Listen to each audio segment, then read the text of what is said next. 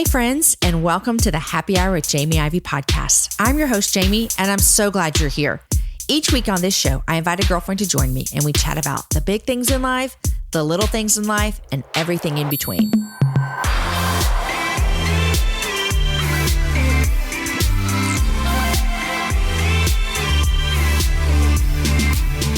Today's show is sponsored by my friend Stephanie Mae Wilson and her brand new prayer journal called Every Single Moment.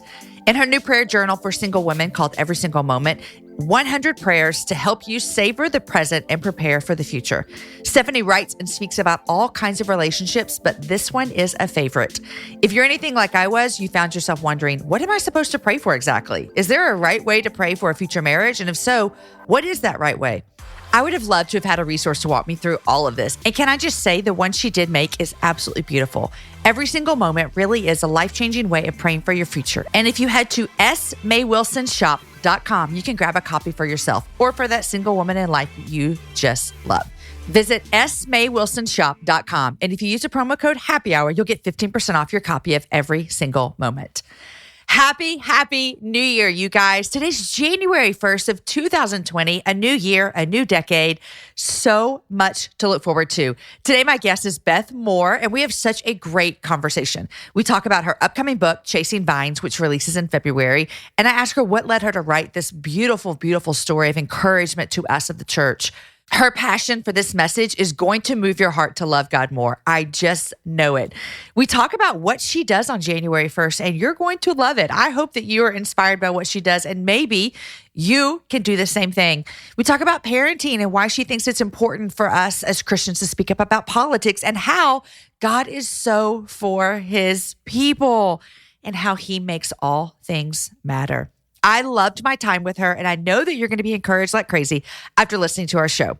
Friends, if you are subscribed to the Happy Hour newsletter, you got in your inbox today the information about the upcoming May Happy Hour Live. I'll tell you the dates right now. It's May 15th and 16th. I will not tell you the guests because I cannot wait to announce that on Instagram, but I will tell you that if you got the newsletter, you're jumping up and down because you see we have some phenomenal women joining us for this Happy Hour Live event. Tickets went on sale today for our newsletter friends. They go on soon for the general public. So I hope that you got it. If not, guys, go ahead and subscribe to the newsletter now, jamieivey.com/newsletter, to make sure you never get in this predicament ever again. And if you're asking yourself, Jamie, what is this Happy Hour Live? Well, let me just tell you, it's the most fun girls' night you'll ever go to. And I know I'm biased because it's my girls' night, but I think it's so much fun. We bring in 2 guests each night. We do a live show on the stage. It is so much fun. I bring in women who love God. They want to serve him. But guys, we talk about real things, the real things you would sit around the table and talk with your girlfriends about. It's always catered. There's drinks, there's a DJ, there's goodie bags, there's shopping. It is a night to remember. So make sure you subscribe so you never miss another event being sent out to our newsletter friends first, because tickets always sell out. The VIP will especially sell out soon. So be following me on Instagram to make sure you see when the tickets go on sale. Okay, you guys, here's my conversation with my friend Beth Moore. Hey, Beth, welcome to the Happy Hour.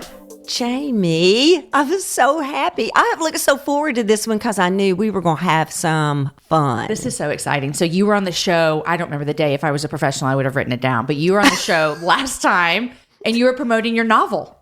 You are absolutely right. Yeah. Okay, this is how much the world has changed. A lot has even happened since then. Since the novel. I am telling you. That is a crazy thought, but you are exactly right. It's kind of like whenever I think about important events in my life, I'm like, was this kid born? Was this kid home? You can think of it as like, was this book out? Absolutely. What was happening in my life when I wrote this? Oh, Jamie, that is especially true if I look at the Bible studies, because I can watch my whole journey with Jesus through them, even if I didn't tell certain things. And I'm a person who does a lot of telling, so it's always there generally. It just may not be in really specific terms. And if I was living too much in the reality and sharp pain of it, then it would explain why it's not written out right there. Right. But I look back at them and I can trace the whole thing because I really do write out of my passion and present walk with God. So it's a very strange component to be able to look back on, but I I had not had that occur to me. You are exactly right. Yes. So a lot has happened in your life, in the world, in your ministry, everything. And so it's a joy to sit back down with you. And today's January 1st. It is a new year. It is a new decade. Does it feel fresh to you? Well, yeah, but I got to tell you something. I was so thrilled when you told me that is when this would air. Yeah. Because what a great thing to be able to speak in to a new year. Because I'm going to tell you something, girl. I am all for new beginnings because you will never sit across from anyone who needed them worse. I mean, what I come from and what my background has been and all the things that I've been through. Listen, if you want to know somebody that is all about a brand new start, I feel strongly. I don't think that January 1st is just another day. I truly do believe in the change on the number of a year might be that I have decided to leave some things back behind on the 31st that I did not take into January 1st. Yeah. Are you a person that looks back? Yes. Are you a person that says, absolutely. I am too. Like I learned a lot about how I want to move forward by looking back at where I've been. Oh, absolutely. My December is always very reflective. I do it at the ministry. It is often a time when I'm thinking, I'm huge on just looking at the fruit, inspecting the fruit. What has worked? What has not worked? What has produced good fruit? What has produced no fruit? What has produced poor fruit? I'm going to do all of that analyzing, and I'm going to do it personally in my life. And I'm going to think a lot about that I truly want to go fresh and clean into a new year. And I want to just welcome God to do whatever he wants. I told him again this morning, it's here, whatever it's worth. Here's my brain. Use it. Here's my brain. Here's my personality. Here is my, physical body at this particular season of my life and age. I said, for whatever it is worth to you and the kingdom, here. Take it. Here. I lay it down.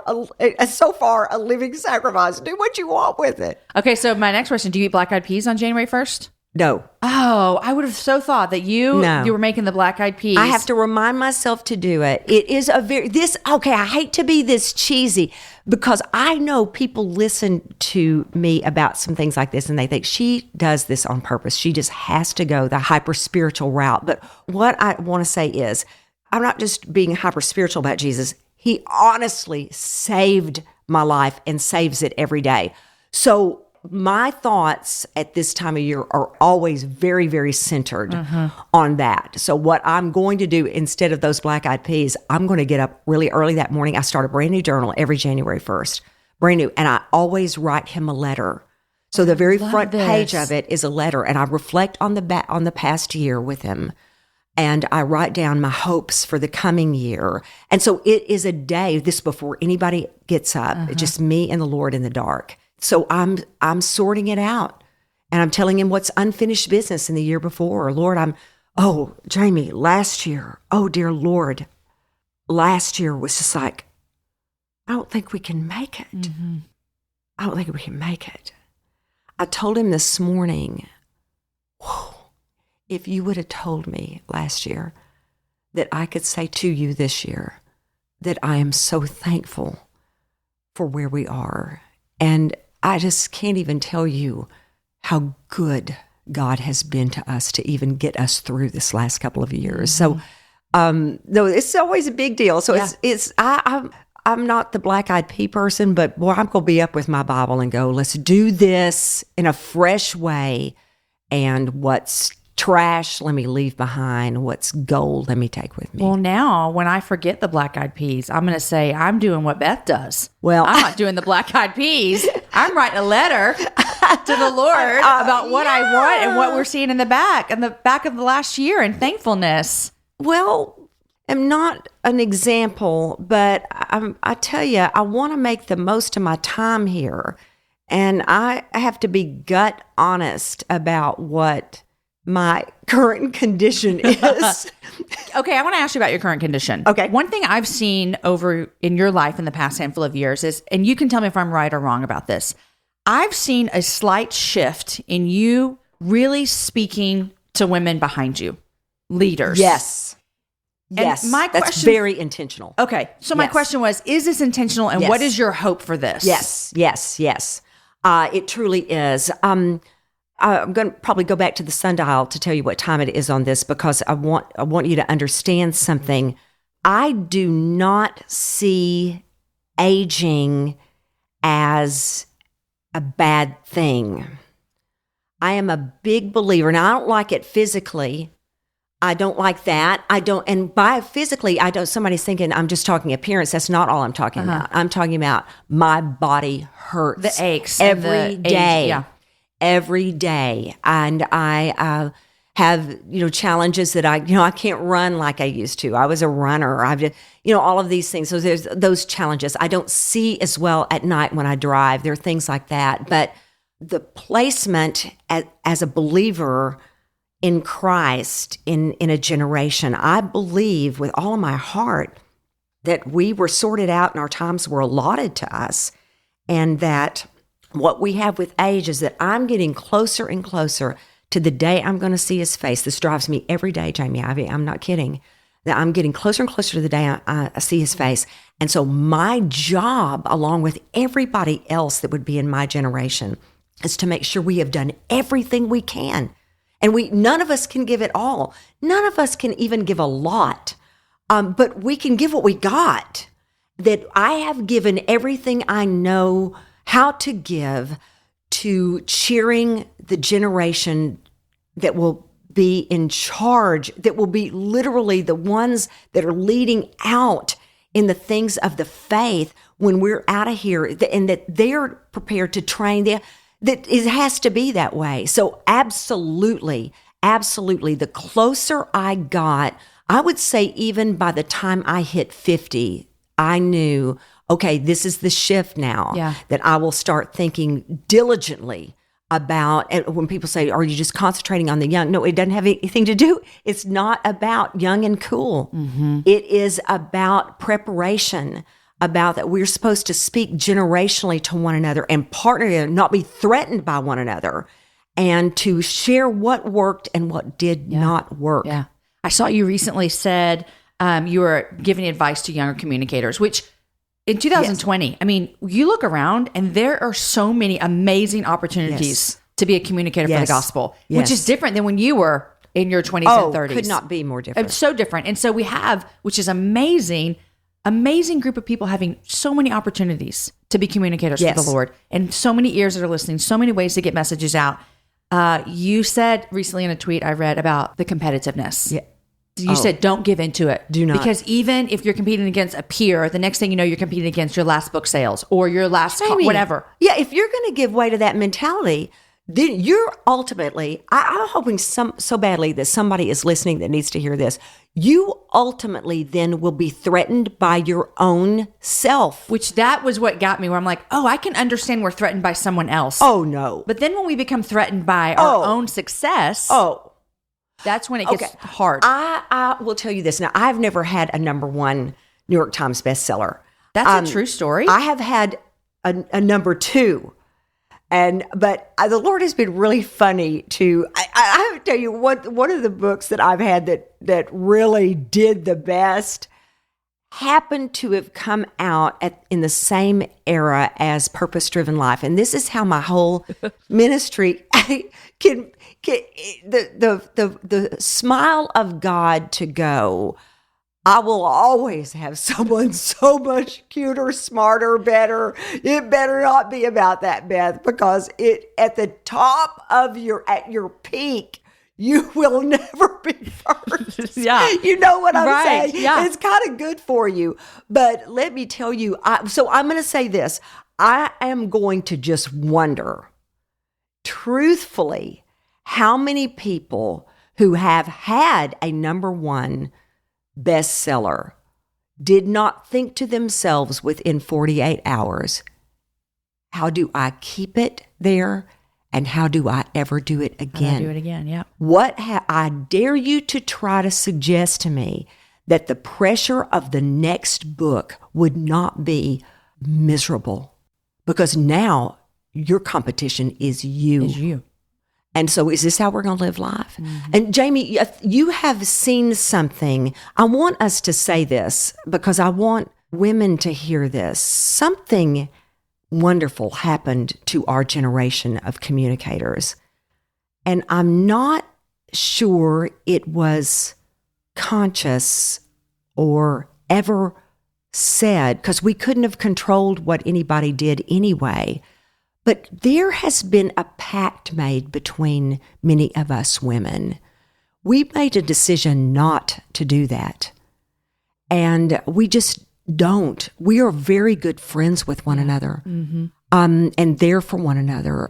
I've been in town at a hotel getting ready for a conference when, for whatever reason, some crisis was in my family, or maybe I was being hit at the time by a terrible wave of criticism, or maybe I was physically sick, whatever it may have been, that my fellow speakers and teachers were texting me, go, man, I'm standing with you. I just want you to know when you go out there today, I'm standing with you. Not long ago, a good friend, I'm not going to say who, because it was just kind of our business.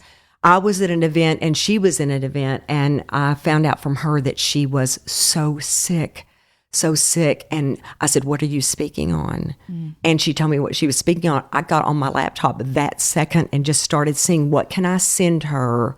What do I have that might, when have I spoken on it? What could I send her to help her with her notes and help her get ready? And I have to say, you could just name any of them. I mean, I'm talking Priscilla Shire. I'm talking Ann Voskamp. I'm talking Jenny Allen. I could go on Christine Kane.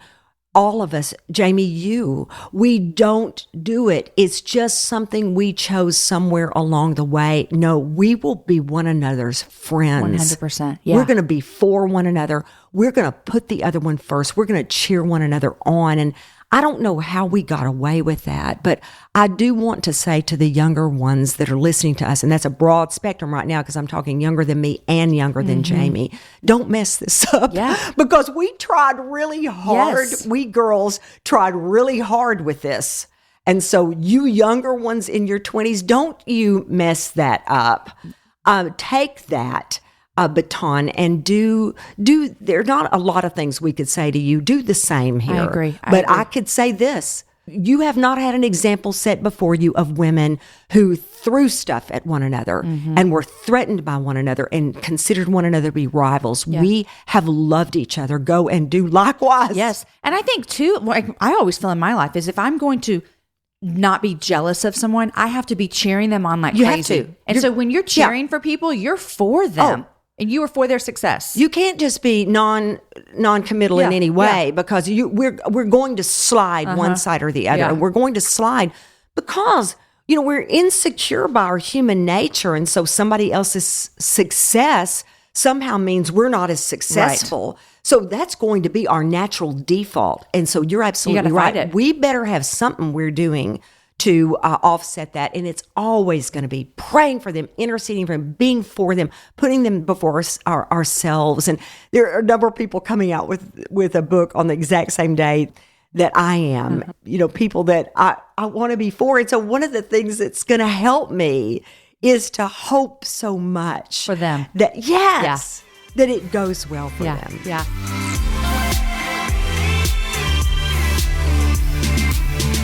Okay, I know, no doubt that you're loving my conversation with Beth, but I want to thank our sponsors because they actually make the happy hour possible. Today's show is brought to you by Bolster Sleep. Are you exhausted from the holidays? Like, we're still in the holidays. Are you still exhausted right now? From decorating to shopping to visiting family, it can be exhausting. I know myself how true this is. Bolster Sleep Company wants to change that. Can you imagine the difference if you woke up rested and thinking, what can I accomplish today? Instead of, when can I go back to bed? Friends, we have their mattress. Aaron and I have this mattress in our bedroom and we love it. We sleep so well on this mattress. Bolster is a different company. They use their business to fulfill their mission. They partner with the Mission of Hope in Haiti, giving technical school scholarships for things like plumbing and diesel mechanic training. They give the permanent gift of education. I love that so much. You know, Haiti is dear to our heart because 2 of our kids were born in Haiti. But let me tell you, I love their mission. But if I'm going to buy a mattress, they can have an awesome mission. I need the mattress to be awesome. And their mattress is amazing. Bolster Sleep is so confident they give you 100 days to try it in your home risk-free. Check them out at bolsterSleep.com/happy hour or use the promo code happy hour for 10% off. You guys, start the new year off right. Start sleeping better so you can live life fully. Once again, bolstersleep.com/happy hour. You can thank me in the morning. Today's show is brought to you by Ritual. Okay, here's what I know, especially on January 1st, we're thinking about this. We all want to do the right thing to keep our bodies healthy in the long run. But even if we try really hard to eat all the kale in the world and drink all the green smoothies in the world, we're still most likely not getting all of the essential nutrients that we need on a daily basis. That, my friends, is where Ritual comes into play. It's the obsessively researched vitamin for women. Ritual's essentials have the nutrients most of us don't get enough from the food, all in their clean, absorbable forms with no harmful additives or ingredients. 2 easy-to-take capsules provide 9 nutrients you need to support a strong foundation for your health. From D3 to omega-3, Ritual's Essential for Women helps fill gaps in a woman's diet. Their no-nausea capsule design is gentle on an empty stomach.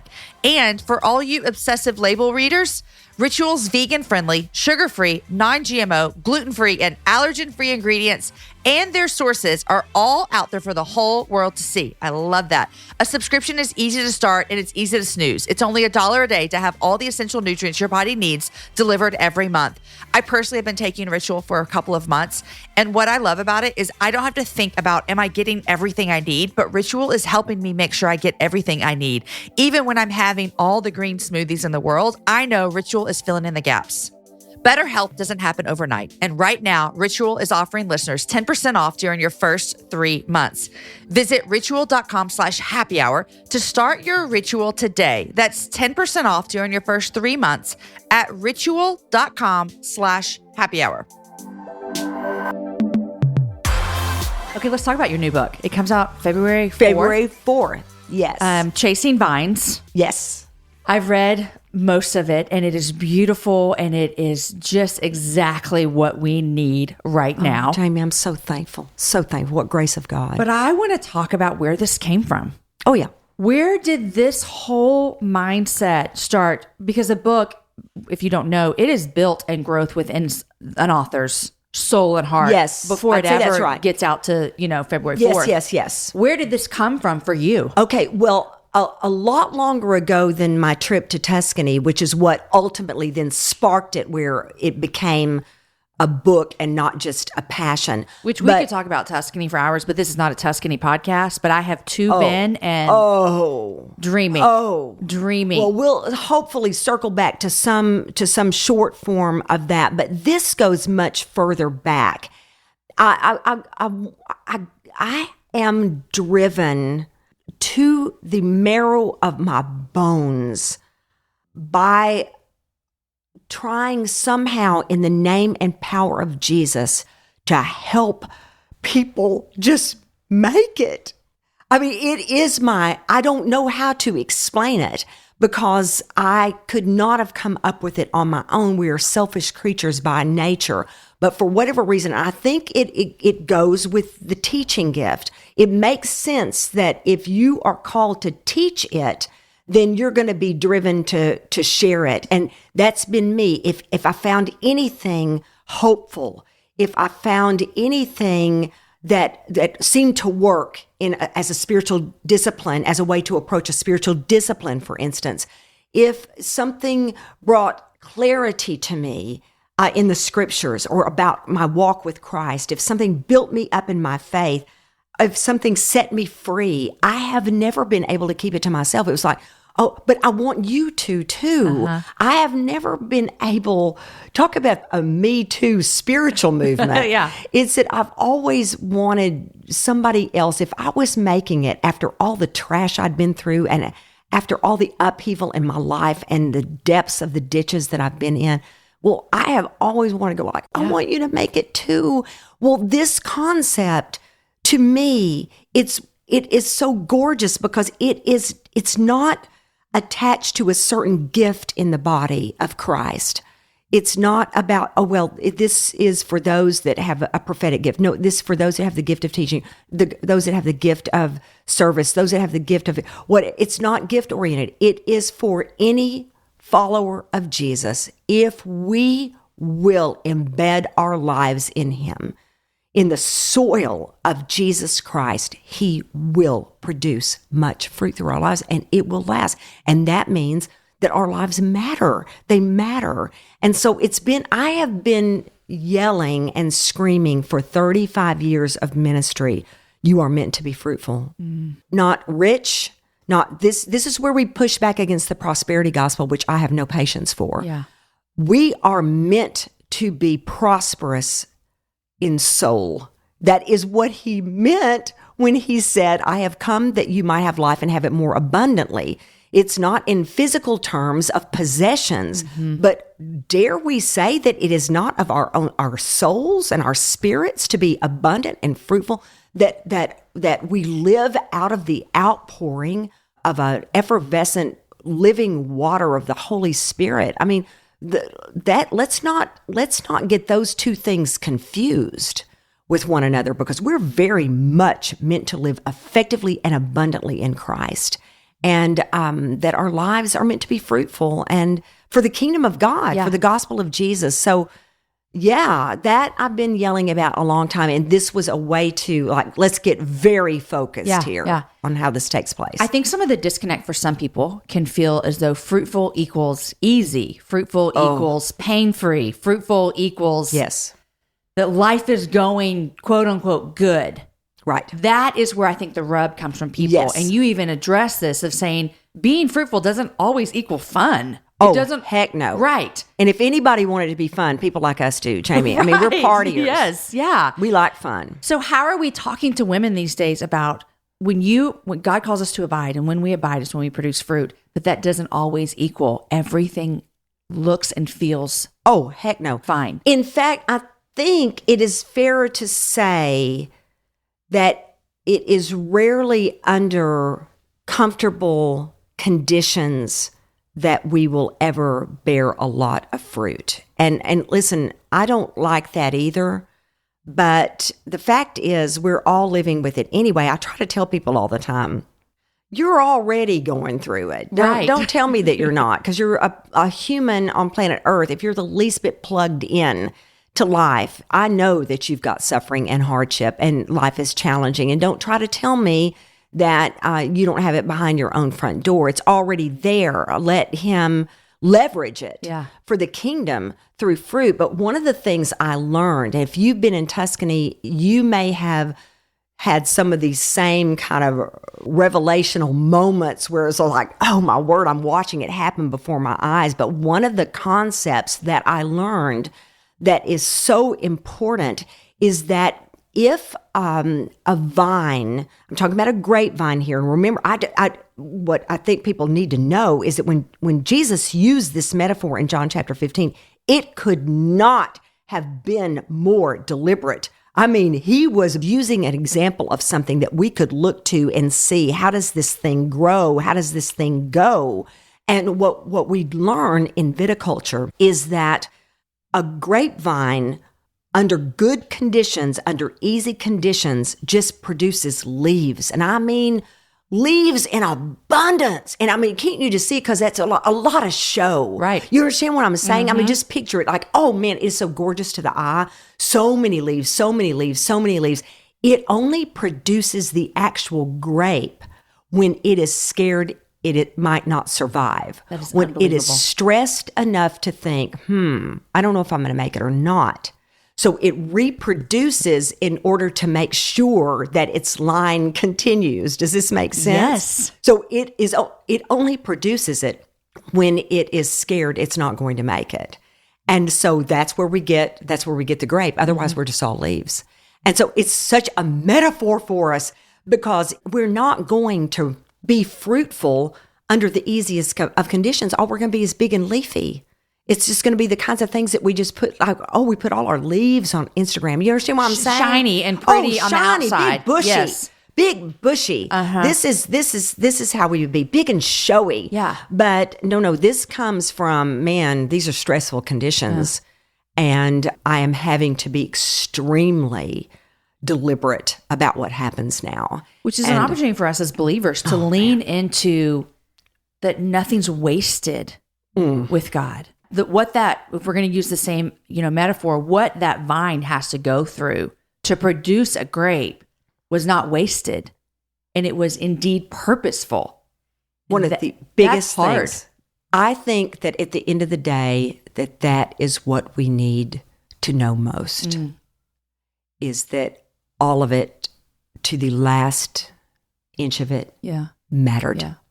And this is such a tender thing to me that I don't know if I can say it without tearing up, but one of the most important points in the book is that I think as believers, especially any of us who are in any kind of influence, any kind of leadership, the need for us to say that our suffering was worth it. We think that that's what would make us really spiritual, is to go, everything was worth it. Well, there are some things we go through in life, Jamie, that are really hard to say that about. Mm-hmm. I come from a background of childhood sexual abuse. I come from a really unstable home.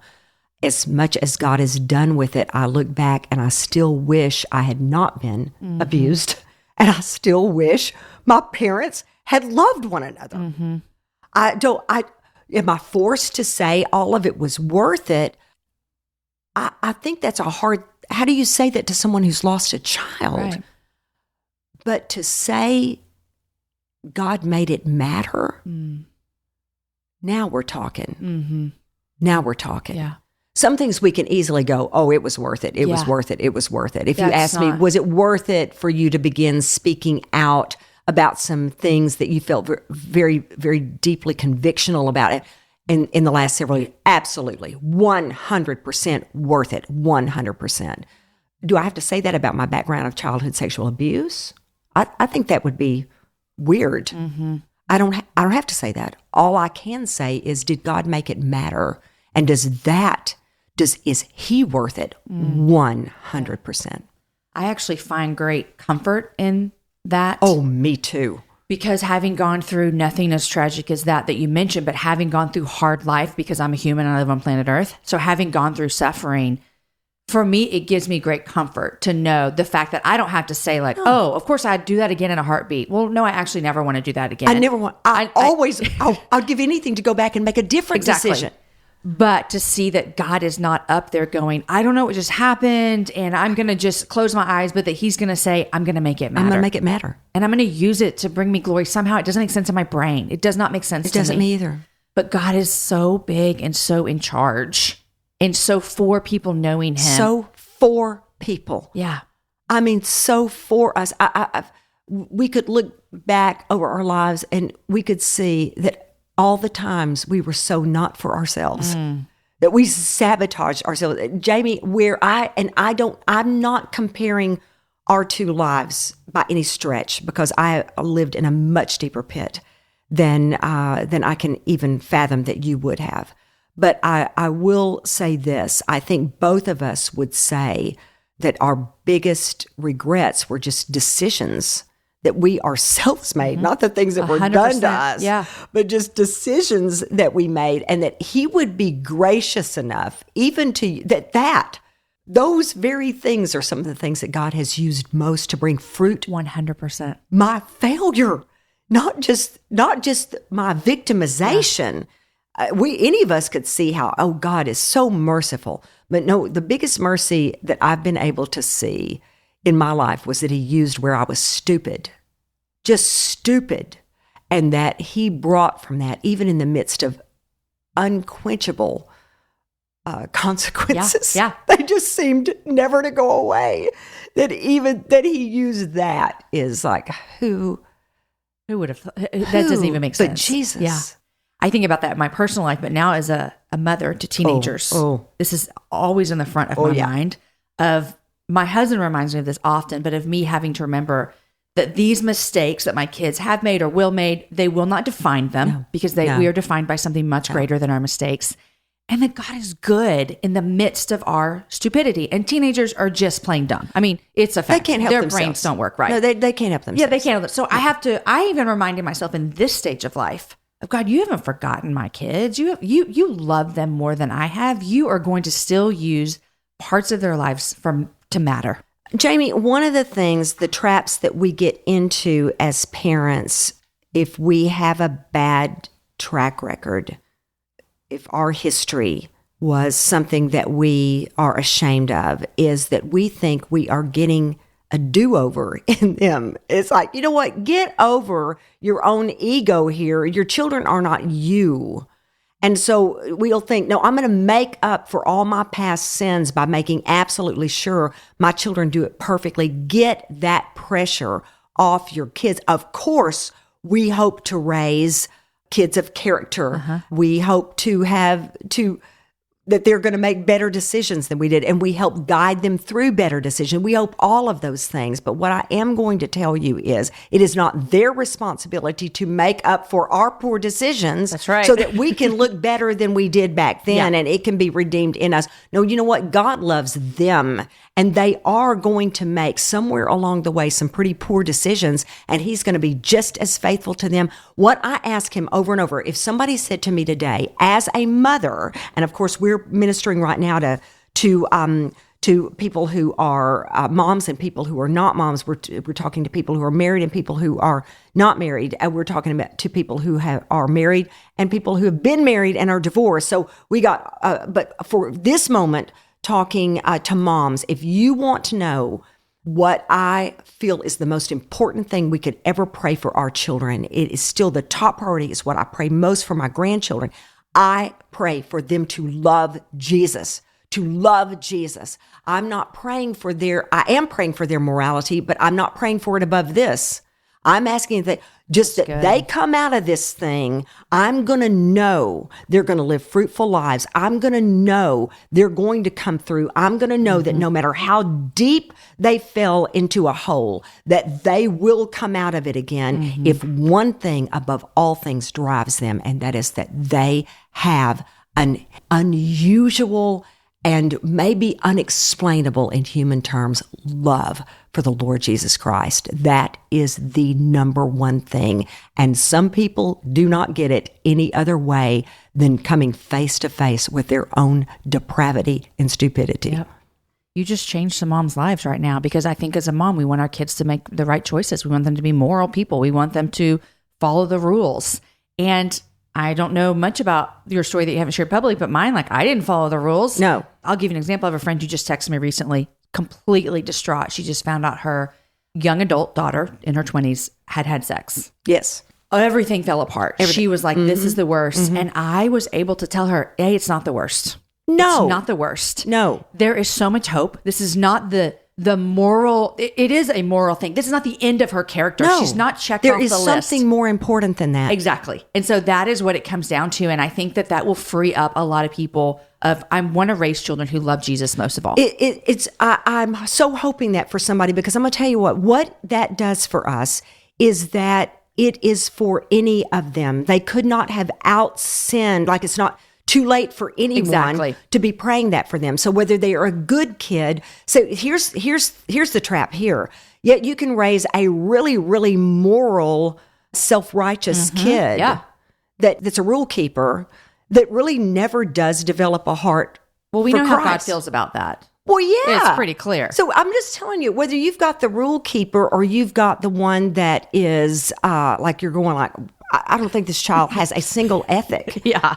The prayer is the same. Yeah. Lord, give them a heart to love you. Because you're not too far And I'm gone. going to know that their lives are going to mean something. I'm going to know that they'll always, always find their way home. Yeah. Because they love you. They can't help themselves. It's so good. It's so good. Okay. Let's talk about something else real quick. Are you ready? Okay. Ready. You recently said, as recently as in this morning. Are you ready for this? Oh, yes. Yeah. You recently said that the voting booth is a room of mirrors. Yes. I want to hear from you as an encouragement to me as well, as there are two sides of this coin of, you know what? We need to just put our heads down and go love people, and we don't need to worry about what's happening in politics. Right. And then there's the other side that's like, no, this is actually, we have a civil right to care, which is true. That could go both ways. Yes. You have stepped into some pretty hard spaces in the last 2 years. Three. I can tell you exactly. I can tell you to the day. Yes. In the last 3 years. Yes. You're still glad you did? 100%. No regrets. None. No. I love it. Can you expand on what you mean when you say we step into that voting booth and it is a room of mirrors? Okay. I am so happy to have the opportunity to explain my stand a little bit, because what people had difficulty understanding when I first really swung out 3 years ago was that they thought it was all about Donald Trump, and it was not. What I was pushing back against was Christian leaders. My thing is the church. I am called to discipleship, like many, many others are. That was our charge from Christ. Go out there and make disciples. That is our job. And so I would have expected Donald Trump to be Donald Trump. I didn't expect us to be us. This was what I was like, whoa, that we are not going to own up to the tremendous quandary that we are in, because I am also pro-life, and I am pro-life all the way from conception to the grave. I have concerns. There is neither party out there that is representing the holistic gospel of the Lord Jesus Christ. And so someone might say, but we're not trying to teach and manipulate government. Absolutely, 100%. I'm with you. My concern is the church. But here's the thing. Our churches are our people, we are seeing reflected as the world goes. So often the church goes, and we are watching it happen. So what I'm saying is we need to know that these people that we are discipling, if we do not convey and communicate the gospel of the Lord Jesus Christ and disciple in the way of Christ-likeness, not just what appears to be pro-Christian in our nation, but what is Christ-likeness, we have dropped the ball. And it's just imperative for us to see this is what's become of us, because it's not just what my concern is not how we cast our vote. It is that we are looking in the face of who we are by who we are putting up front, especially at a time when we're able to tally up what Christians are calling for and demanding. And it's just, I understand the quandary.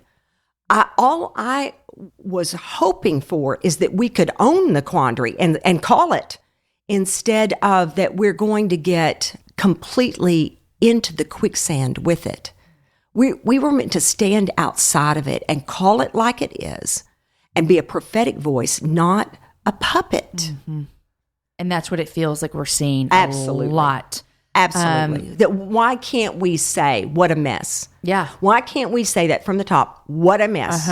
What a mess we are in. What a mess we are in. Yeah. Instead of that, no, we're going to say that this is all exactly as God would have it. And is he in control? Absolutely. Is he sovereign? Absolutely. But it does not hold water with me for people to go, if they're up there, then God is just completely joyful over it. We've got look at the world rulers. We could use all of the examples that we used earlier and say, was God still present? But does that was make that it okay? Was that his choice? Right. So anyway, I just think that we are in very confusing times, and we're at a time when our Christian witness has been grossly compromised. Yeah. I feel I would always call myself not a political person, and that it feels like I'm kind of being safe. I'm also a fearful person. I'm like a people pleaser. I'm all the things that make me hard to do what you do.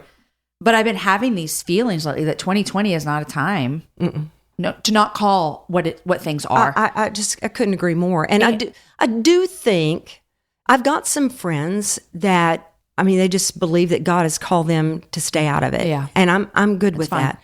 Let's all follow the Lord Jesus. And I'm certainly not saying it's not costly, because let me tell you, it is and was. But I'm also going to say, if our times are allotted here, then we are the generations. So at all times, there are 3 to 4 generations on planet Earth. That is one reason why I think there was the 3 to 4 generations that were talked about that in the Old Testament, why that reference was made. Because on planet Earth, at any time, we've got these 3 to 4 generations. We've got the great-grandparents, the grandparents, we've got the parents, and we've got the children. And I'm not talking about everybody being in a family context. I'm simply talking about that age we've brackets. got age brackets. Yeah. So we have been allotted to this time. So on purpose, that God lays out the generation. So it does not make any sense that we are to put our blinders on and act like we don't see it. This was the context into which the gospel witness was supposed to be clear. So we're irresponsible when we don't have any kind of voice in it, and that we don't push back when we see our gospel witness compromised. I think is inexcusable. I'm too close to going home. I'm about to see the Lord day after tomorrow. You know what I mean? I just mean that relatively speaking. I'm on the other side. I'm not anxious to see him day after tomorrow. And I said nothing about ethnic injustice when I stared it in the face.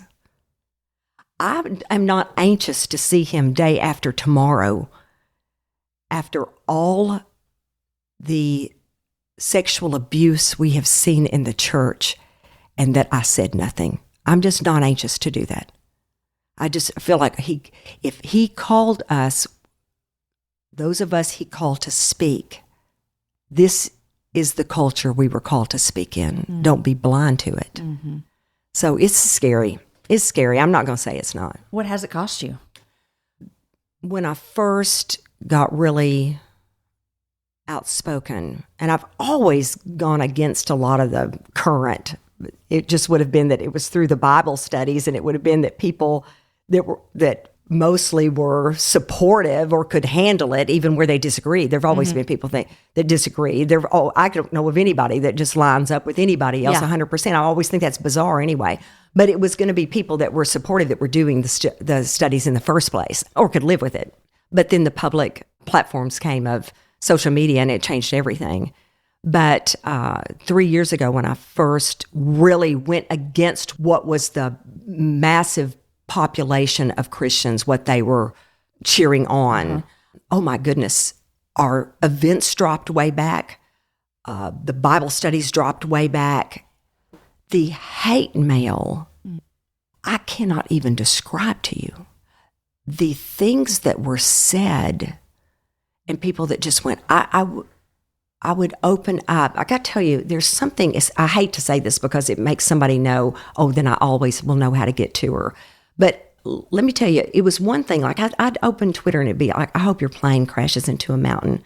It'd be, or it would be, you baby killer. And I was like, I'm pro-life. It was just like madness. Yeah. It was madness. But the thing that was the hardest to deal with was scrolling one after another, I have no idea. There's no way to calculate how many hundreds of times. No way to calculate. I'm so disappointed in you. Those are because I try to get to the bottom of why is it that hurts so bad? It's so shaming. If your parents ever said it to you, I'm so disappointed in you. I mean, it was worse than somebody hitting you with a belt. It was just like, it's shaming. And so it was that, and it was over and over and over, like standing in front of a firing squad. So yeah, it was costly. It was costly to my family to have to watch that, deal with that, and have that component in our lives. It's been very costly. It was costly at Living Proof because we were not all on that same page. So some of them were put into position of answering telephones and that were not in favor of what I had done. And so it had quite the ripple effect. But 100 times out of 100, I cannot see that I would have done it a different way. Yeah. How'd your soul handle that? I mean, that whole hundreds of I'm so disappointed in you. I know what that feels like. And that, I agree with you. I've said this to my assistant, Lindsay, before. Those things are the hardest things. Not like, absolutely, I hate your podcast. Your book is dumb. No. You're wrong about this. I once loved you and now I don't love you anymore. I'm disappointed in you. I mean, that's tough. That's tough because the people that have always hated me, that was one thing. Which sometimes in my mind I go, but you don't actually know me. So it's hard to be disappointed in me if we've never met. Right. But I do still feel that pain of. Yeah, but they'd gone through Bible study after Bible. They did to some degree really know me. But what I wanted to say is that is still me. The woman that would have written that is the same that wrote Breaking Free is the same one that would go, you call out sexual assault for what it is. You take up for your sisters. Yes, you do. The same thing that would have meant something to me then is what meant something to me at that time. And so, a lot of it corrected over time. Some people never came back around. And I understood that. That gets to be all of our choices. And other people that would never have come around suddenly were interested, and it was kind of made them sit up, and they were like, okay, I'm now listening when I wouldn't have listened before. So God, I told somebody the other day, this is the best way I know to tell you that I get through it. I am well loved by my people. I was listening to a book on Audible. I was listening to a young woman talking about that she and her mother had never before said that they loved one another. I am daily told by my family how loved I am. Yeah. Daily. And their love and support makes up for a whole lot of ills. I've also always had a lot of support, and I have to get up and I have to hear from Jesus first thing so that no matter what the world says to me, I know what the Lord said to me. So it's just really, and I'm going to say this to you, Jamie. I'm not a baby in the faith anymore. If not me and people in my generation, if we don't even have the guts to speak up, who does? Who does? A lot of people, when I told them I was going to be talking to you this month, their number one thing they said is, ask Beth how she's doing. Oh, that means so much to me. It's true. How we recently had, I won't even say, but all the stuff that went down through the internet with men saying things. They all want to know, how's Beth doing? God made me resilient. And I'm a feeler. I got to tell you, but what just blows my mind about him is that I can be devastated. I mean, devastated. This latest one did not devastate me in any form. You just went on with it, didn't it? It was so absurd. It was so absurd, yeah. It was so absurd. It's so absurd to suggest that God would only use women in certain contexts. And I have never been looking to take over a man's job. Never. But I have fully believed that God also used women. And it was so extreme that no, it was too absurd for me. I showed it to my husband. He's like, this is even worth listening to. It's so dumb. That's how I felt about it. But others have felt different than that. Mm-hmm. A couple of months before that, really hit me hard and with amazement. Mm-hmm. But God has made me resilient, and He just gives me back my joy quickly. And I just enjoy Him so much. And at those times, He is so near. Mm. He's so near. And those times when you feel isolated and alone, and there he is. And I also just know I'm home soon. Fact is, I am going home.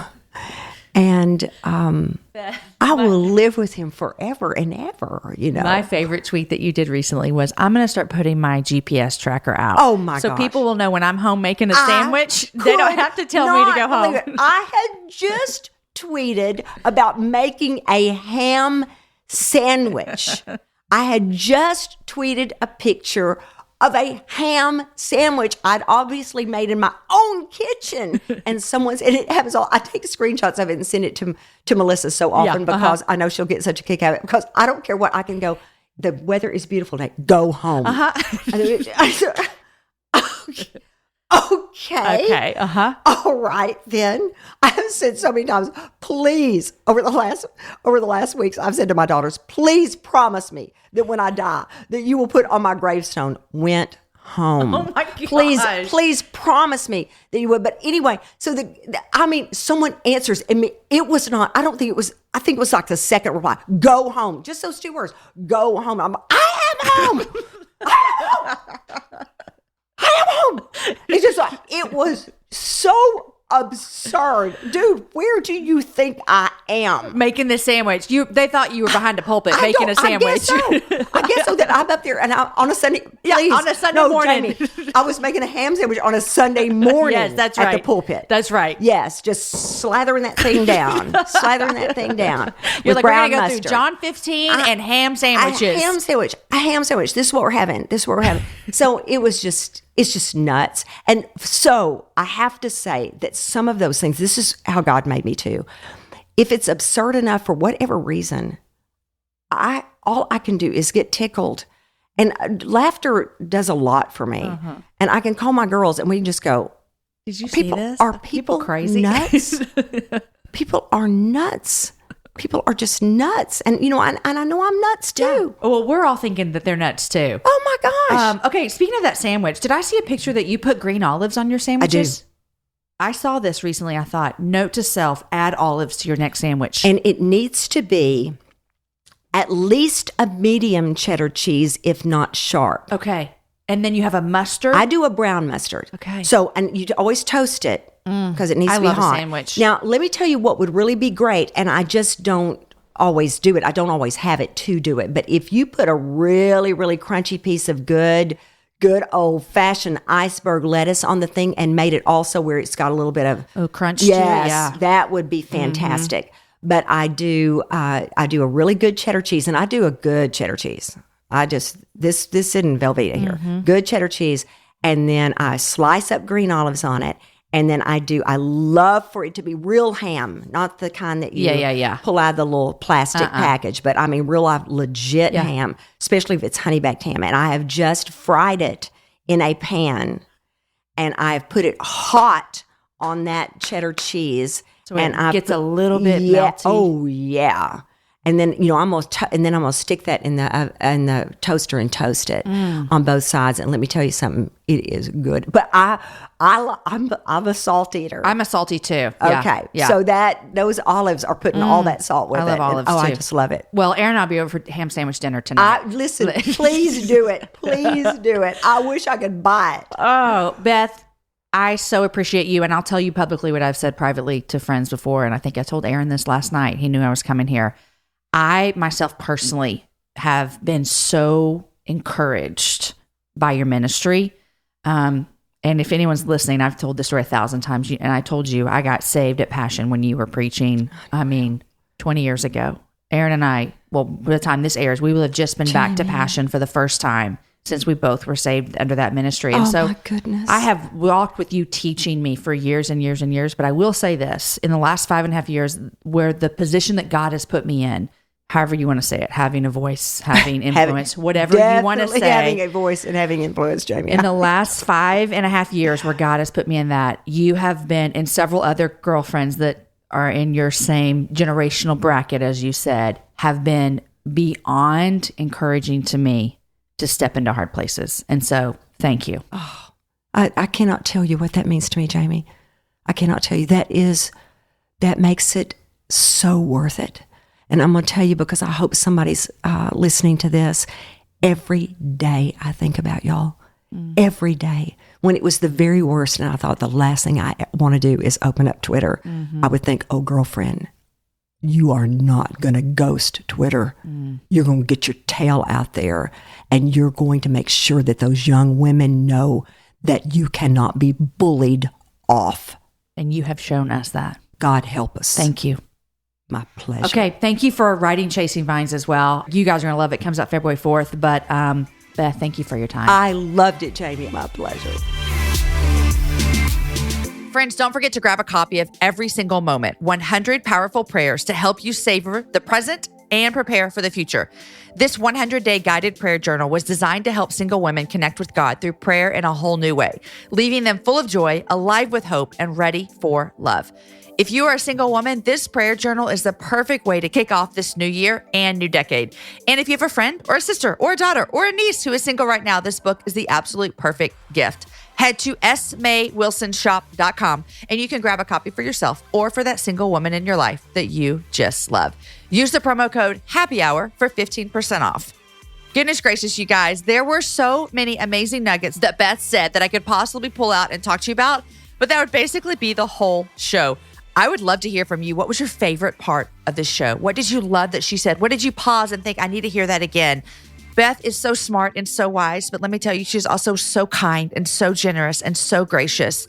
For me personally, one of my favorite moments, even though I probably have 10 to 15 from this interview, was when she said that we need to pray for our children to love Jesus. That's it, you guys. If we do that for our children, for our friends, for our coworkers, for our spouses, He will work out the rest. That's what He does. But we can pray diligently that when our children or whoever we're praying for, that they love Jesus.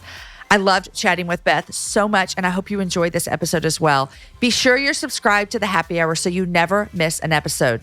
Wherever you listen to podcasts, if it's on iTunes or Stitcher or Spotify, just search for the Happy Hour with Jamie Ivey, hit subscribe, and I'm going to show up in your little earbuds every single Wednesday. I also want to tell you something fun, you guys. We have a new release of a special edition of the Happy Hour that's coming out on Fridays. It's called Your Last Decade. We have one this Friday with my husband and me talking about our last 10 years. The most common question I get is when they're thinking about like this team, this collective of artists in Austin that are just killing it. The most common question is, how do I do that? How do I be a part of that? How do I foster that? How do I build something like that? And my answer every time is, well, this took 10 years. Yeah. It just takes time. Mm-hmm. I got to thinking about the fact that 2020 is here, which means we're starting a new decade. And when we look back, how has life changed over 10 years? I sat down with some great people and we have some phenomenal episodes for you. There's special episodes that are going to come out on Fridays and they're called Your Last Decade. And we get to see what has happened in 10 years. I'd love to hear from you. What has happened in your last decade? Hit me up on Instagram. Tell me what has happened. Tell me what you love in the show. And thank you for listening. I'm excited to start a new year with you guys.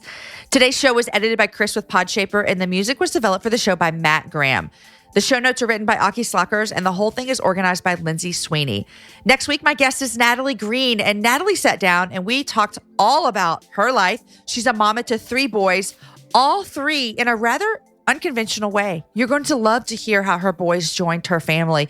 She also works for Africa New Life, which I will be traveling on a trip with them soon to head to Rwanda. So follow along to hear about our trip and to see how you can support and to hear how God has crafted her family together. Guys, enjoy your week. Happy New Year. Happy January 1st. Happy 2020. Share the show with a girlfriend. Have a happy hour with a friend. And I will see you guys back here with my friend, Natalie Green.